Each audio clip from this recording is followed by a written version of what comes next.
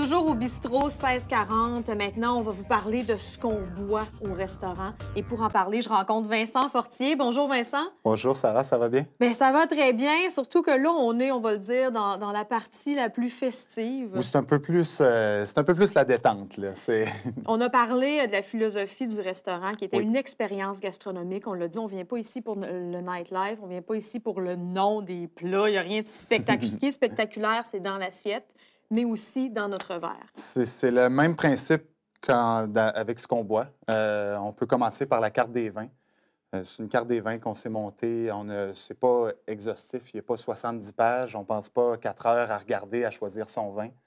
C'est un beau mélange là, de ce qu'on peut retrouver en SAQ et d'importation privée.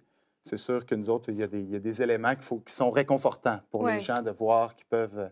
Mais en même temps, ça nous permet de les envoyer sur d'autres choses, sur des produits qu'ils ne connaissent pas, qui n'ont pas la chance de découvrir. Et cette découverte-là, vous l'avez faite en voyageant. Oui, exactement. Je sais qu'il y a une partie de la passion qui est née comme ça. Oui, bien, je suis tombé dans la marmite un peu comme ça. Là.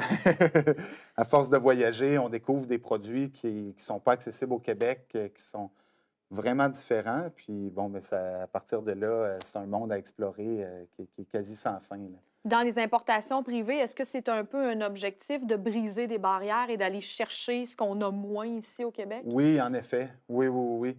On essaie aussi beaucoup de focusser sur les produits du terroir et des produits de grande qualité, mais qui restent, je dirais, d'un point de vue monétaire, là, assez abordable. C'est-à-dire qu'on n'a pas de grands vins à 2000 $.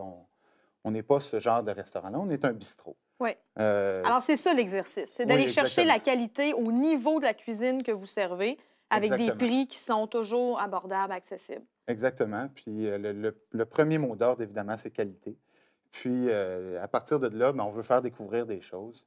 Moi, derrière le bar, là, je m'amuse beaucoup ici. C'est vraiment... Vous êtes là pour ça. Bien, comme je dis souvent, je vends du bonheur. Oui. C'est vraiment mettre l'emphase sur le produit qu'on sert. C'est fini pour moi, en tout cas, c'est fini le temps des zombies, puis du planter sponge, puis des drinks des années 80, comme j'appelle. OK. On passe à autre chose. On passe à autre chose. Puis le spiritueux qu'on va mettre dans le verre, c'est ce qu'il faut goûter parce qu'il y a une qualité qui est associée. Puis c'est ça qu'on veut découvrir. Alors, outre la carte des vins, il y a des produits, hein, on vient de le dire, des produits uniques, des produits à découvrir. Puis on va en découvrir ensemble. On va même en goûter quelques-uns. Allons-y. Par quoi on commence? On va commencer par une super vodka qui vient de Montréal. Comme je disais tantôt, j'essaie de mettre les produits québécois de l'avant. Bien oui, vodka montréalaise. Vodka montréalaise. Il y en a quelques-unes. Ici, on a, dans les produits québécois, là, autant dans le gin, dans les vodkas, dans les whiskies, on a pas mal un bel éventail. Celle-ci, je l'aime beaucoup. La bouteille est belle, mais bon, ce qui est important, c'est ce qui est à l'intérieur. Et elle est faite avec du curcuma. Donc, ils prétendent que ça a la propriété d'être sans lendemain de veille, une fois qu'on a fini la bouteille. C'est une prétention exceptionnelle. Oui. On ne va pas l'essayer jusque-là. Je l'ai moi-même jamais essayé, alors je ne pourrais pas dire. On va faire ça à la manière un peu d'un Bloody Caesar. Donc, ce que j'ai fait, c'est des boules de glace de Clamato, en fait. C'est très facile à faire à la maison. Ah, c'est génial, c'est vraiment une bonne idée. Une belle idée, puisque c'est très beau visuellement. Donc, on dépose la boule de Clamato dans le verre comme ça. Hop. Wow. Après ça, on va aromatiser on va épicer notre drink. Tout bon Clamato se doit d'avoir un peu de tabasco. C'est classique. Tabasco ici. Et la sauce Worcestershire. Oui, la sauce que l'on aime prononcer. Surtout après, ils disent que cette vodka-là est sans lendemain de veille, mais est-ce qu'il y a des troubles de prononciation? Non? Est-ce que le curcuma aide? Plus on en boit, plus c'est facile de prononcer. Worcestershire, d'accord. Voilà. Et puis aussi, moi, j'utilise beaucoup, au même titre qu'un chef va utiliser des épices en cuisine, des amérisants. Ici, j'ai de la maison Fee Brothers en Californie. Ce sont des super beaux produits. C'est un amérisant à base de gentillane, mais à la rhubarbe. Une petite goutte suffit. Une petite goutte suffit. Les gens connaissent beaucoup l'angostura, mais dans la famille des aromatisants, là, il y en a autant que des épices en cuisine. Et puis, tout ce qu'il nous reste à faire, eh bien, c'est C'est de goûter. C'est de verser la vodka sur le dessus, voilà. Et visuellement, c'est super intéressant avec la boule glacée de J'espère Clamato. que ça va être tout aussi intéressant en bouche. Et on mélange un petit peu. Et voilà. Goûtons. À la tienne, ça va? Santé. C'est divin. C'est Hein? divin. C'est pas C'est mauvais. divin, c'est pas pour être poli. On enchaîne. C'est une question de temps.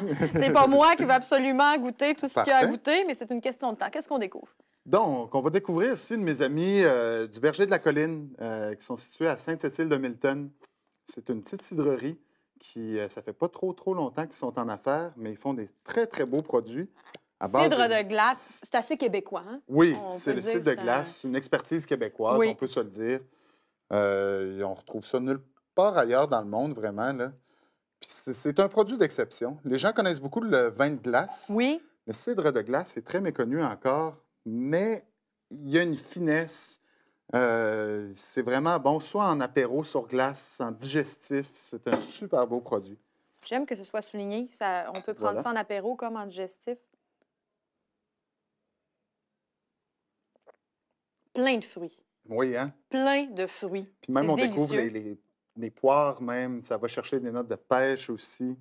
Puis un petit pétillant aussi qui revient, là. C'est bien intéressant. Le troisième, on va juste le nommer. On n'aura pas le temps d'y goûter, mais du moins. Bien, ici, comme on est une maison qui aime beaucoup les spiritueux et les alcools Sans de blague. bonne qualité, Oui. on a une très belle sélection de scotch que j'ai faite moi-même. Un de nos scotch qu'on met en avant-plan, évidemment, c'est le Lagavulin 16 ans d'âge, qui est à chaque année dans les top 5 mondiaux des bons scotch, là, des meilleurs scotch au monde. C'est un produit de grande exception. En termes de prestige, de dégustation, hein, quand on pense à des Oui, scotch exactement. de qualité. Et je trouve que ça va avec l'atmosphère de l'établissement ici. Exactement, tu as absolument raison. L'emphase est sur la qualité. On rajoute rien, juste une petite goutte d'eau pour ouvrir le scotch et on déguste. Alors, c'est un rendez-vous. On vient déguster avec Vincent Fortier. Merci beaucoup pour cette belle présentation, mais nous, on peut finir nos verres. Oui, absolument. Merci, Sarah.